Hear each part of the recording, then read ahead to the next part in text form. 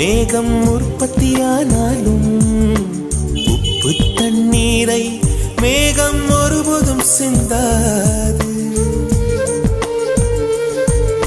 மலையில் விழுந்தாலும் சூரியன் மரித்து போவதில்லை. நிலவு கூலியூட்டி தன்னை நீட்டித்துக் கொள்கிறதே. மேகமாய் நானும் மாறேனோ, அதன் மேன்மை குணங்கள் காண்பேனோ. சூரியன் போலவே